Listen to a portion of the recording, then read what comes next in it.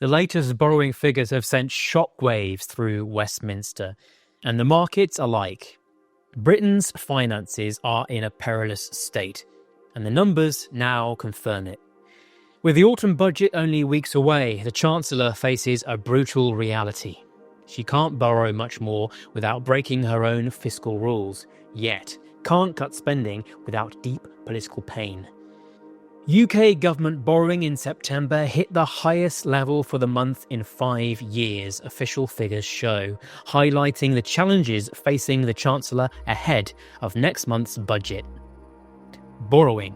The difference between public spending and tax income was £20.2 billion in September, up £1.6 billion from the same month last year, the Office for National Statistics, or ONS, said.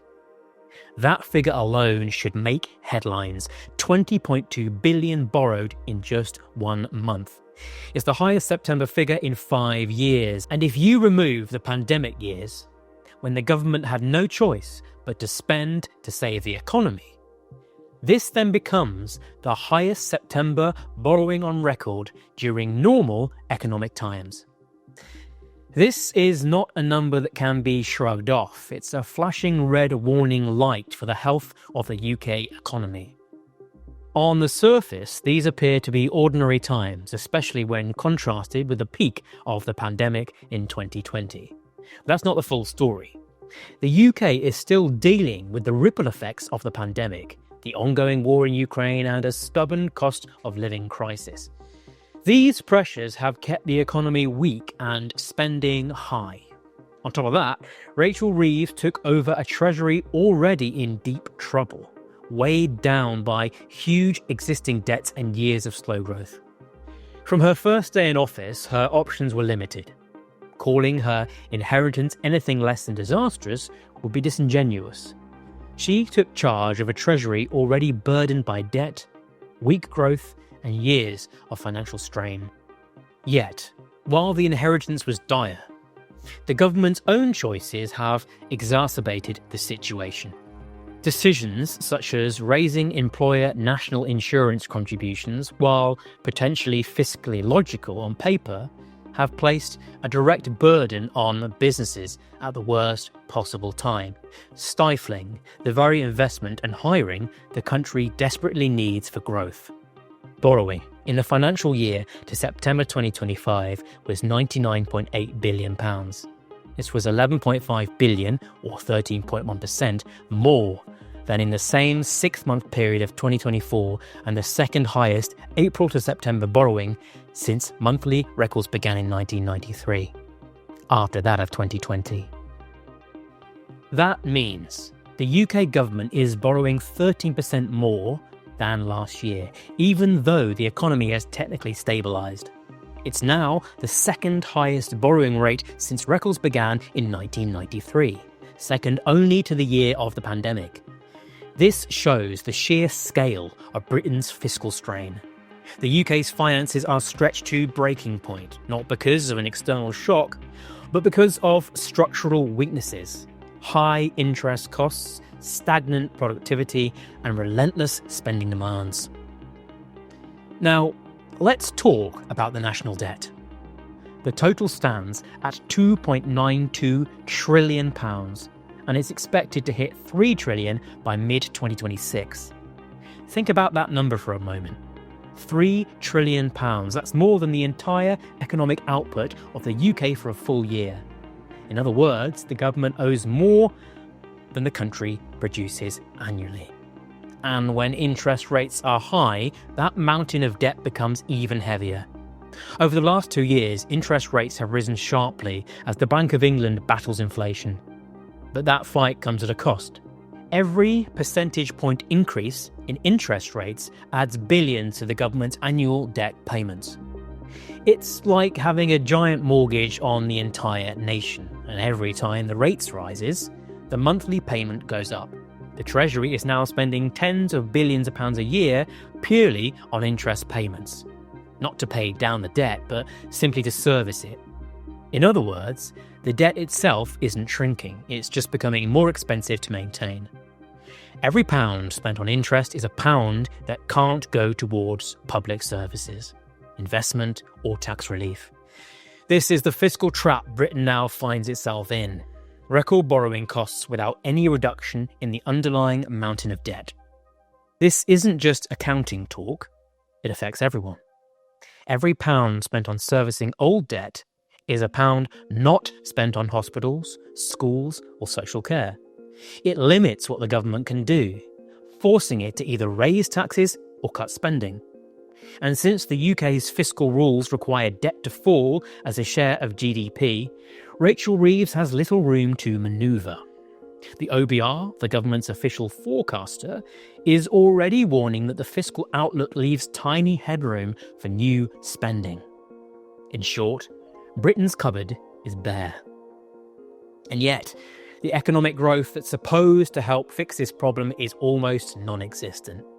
The economy grew in August by 0.1%, but a downgrade of growth in July meant that the figure was only 0.3% over 3 months to the end of August. That's barely movement, more like stagnation. When growth is flat, tax revenues don't rise much, but government continues to spend more. The result? More borrowing just to keep the system running. This is the vicious cycle the UK now finds itself in. The government borrows to cover spending gaps, rising debt pushes up interest costs limit public spending. Weak spending limits growth. Weak growth reduces tax receipts. And that forces more borrowing. It's a loop that no finance minister wants to be trapped in.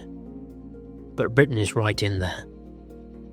Although government borrowing is growing at an alarming rate and the country desperately needs growth, the UK is poised for another tax rise budget on the scale of the 2024 autumn budget, which raised taxes by £40 billion, the largest tax increase since 1993.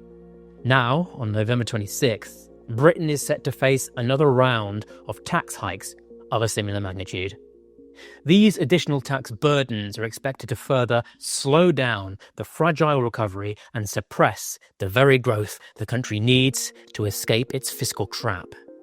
British living standards are poised to improve at the slowest rate in the G7, according to the International Monetary Fund, or IMF.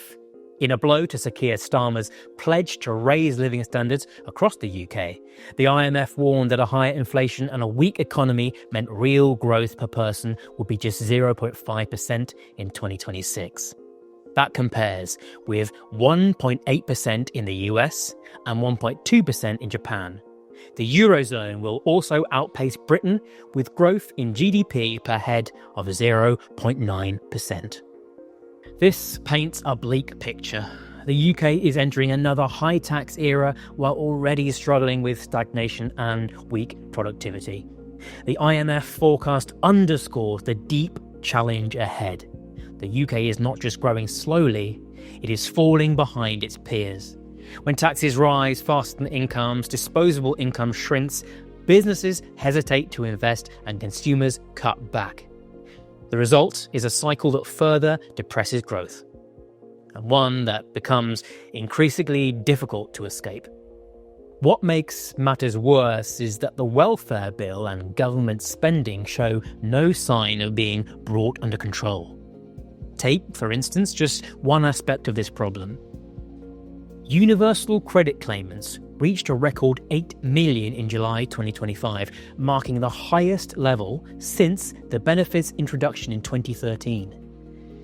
This figure represents a significant surge of over 1 million people in a single year, up from 6.9 million claimants in July of the previous year.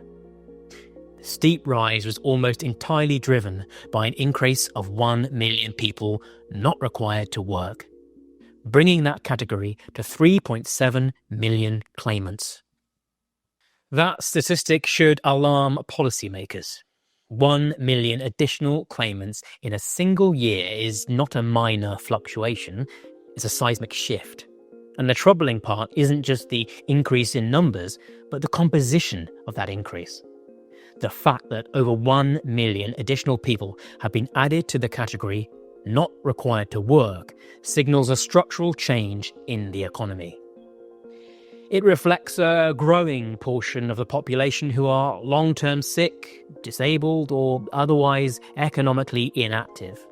This isn't a short-term unemployment issue that can be reversed by a few months of better growth figures. It's a deep structural problem. The implications are serious. The UK's labour force is shrinking at the exact moment the economy needs more people working, paying taxes and supporting public services. As the number of economically inactive individuals grows, the tax base erodes. Fewer people are contributing, while more are depending on the state support. That imbalance leads to soaring welfare costs and diminished revenue, the very definition of an unsustainable fiscal path. Rachel Reeves entered office promising that growth is our number one priority. It's a powerful message. Growth is, after all, the only sustainable way out of a debt spiral. But her policies haven't matched that promise. The government's approach has leaned heavily on tax rises rather than productivity reforms. Raising employer national insurance contributions, for example, might raise short-term revenue, but it makes hiring more expensive and discourages business expansion. It's a tax on jobs, and it's no surprise that unemployment has crept up to 4.8%. Estimates for payrolled employees in the UK fell by 93,000 or 0.3% between August 2024 and August 2025, but increased by 10,000, 0%, between July 2025 and August of the same year. Well, that's the headline. While payrolled employment increased by 10,000 between July and August 2025, this small monthly gain is overshadowed by the much larger year-on-year fall of 93,000 recorded in August 2025.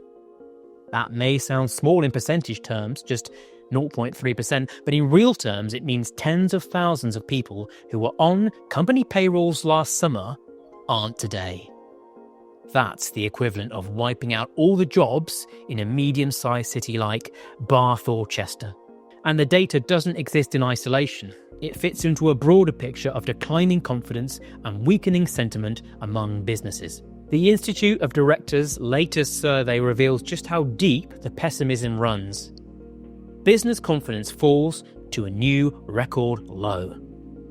The IOD Directors' Economic Confidence Index, which measures business leader optimism in prospects for the UK economy, fell to -74 in September 2025 from -61 in August. This exceeds the recent record low of -72 in July 2025 and marks the lowest reading of the index since its introduction in July of 2016. The more expensive it becomes to hire, the fewer people employers take on. And when fewer people are working, the government collects less income tax and pays out more in benefits. The opposite of growth. The business community has made this clear. Growth won't come from squeezing employers harder. It will come from creating an environment where investment and innovation can thrive. But instead, what we're seeing is an economy suffocating under the weight of its own obligations. Borrowing nearly £100 billion in just 6 months means almost 1 in every £10 the government spends isn't coming from taxes. It's borrowed. That level of reliance on debt is unsustainable. It's not just about £20 billion borrowed in 1 month. It's about what that number represents.